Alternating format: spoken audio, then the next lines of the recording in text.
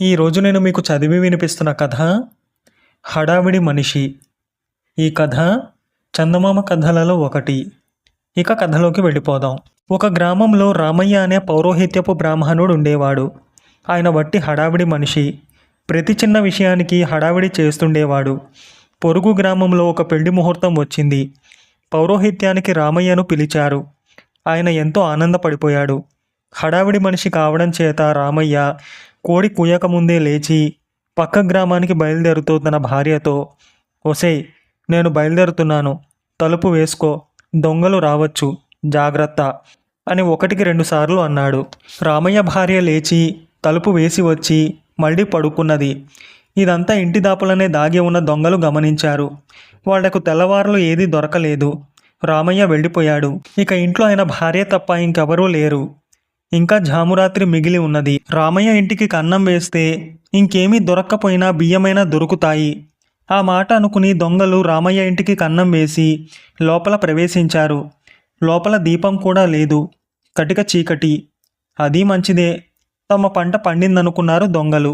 ఇంతలోనే రామయ్య వెనక్కు వచ్చి హడావిడిగా తలుపు తట్టి భార్యను పిలిచాడు. భార్య మళ్ళీ తలుపు తీసింది. తలగుడ్డ మర్చిపోయాను అని రామయ్య తలగుడ్డ తీసుకుని మళ్ళీ బయలుదేరాడు. రామయ్య భార్య తలుపు గడియ పెట్టి వచ్చి మళ్ళీ పడుక్కున్నది. ఆమెకు కాస్త కునుకు పట్టడానికి వ్యవధి ఇచ్చి దొంగలు చీకట్లో బియ్యమాన ఎక్కడ ఉన్నది తడివి చూసి దాని పక్కనే ఒక గుడ్డ పరిచారు. బియ్యం అందులో పోసుకుని తీసుకుపోదామని వాళ్ళ ఉద్దేశం. ఇంతలో రామయ్య మళ్ళీ హడావిడిగా వెనక్కు వచ్చి తలుపు తట్టుతూ భార్యను పిలిచాడు. భార్య వెళ్ళి తలుపు తీసి, ఈసారి ఏం మరిచారు అన్నది. సంచి మరిచాను, కాస్త వెళ్ళి తీసుకురా అన్నాడు రామయ్య. రామయ్య భార్య బియ్యపు బాణ పక్కగానే వెళ్ళి వంకెనున్న సంచి తీసుకువచ్చి భర్తకిచ్చి తలుపు మూసింది. సంచి కోసం ఆమె వెళ్ళేటప్పుడు దొంగలు దూరంగా తప్పుకుని నక్కవలసి వచ్చింది. ఆమె కాలికి గుడ్డ తగలడము, దాన్ని ఆమె వంగి తీసుకుని వెళ్ళి కప్పుకుని పడుకోవడము వాళ్ళు ఎరుగరు. ఆమెకు కాస్త కునుకు పట్టడానికి వ్యవధి ఇచ్చి దొంగలు బాణలో నుంచి బియ్యం ఎత్తి లోగడ గుడ్డపరిచి ఉండవలసిన చోట పోశారు. బాణ దాదాపు ఖాళీ అయింది.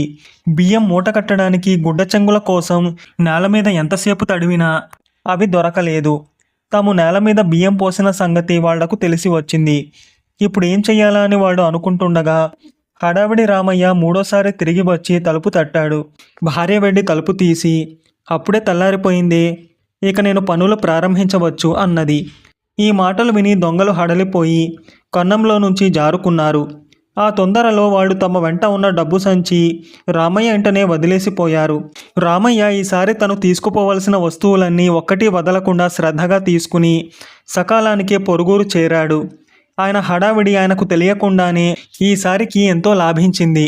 కథ సమాప్తం. మీకు కనుక ఈ కథ నచ్చితే లైక్ చేయండి, మీకు తెలిసిన వారికి షేర్ చేయండి, మీ విలువైన అభిప్రాయాన్ని తప్పకుండా కామెంట్ చేయండి. నా ఛానల్ని సబ్స్క్రైబ్ చేసుకోండి, పక్కనున్న బెల్ బటన్ని యాక్టివేట్ చేసుకోండి. నేను పెట్టే కొత్త వీడియోస్ మీకు నోటిఫికేషన్ రూపంలో వస్తాయి.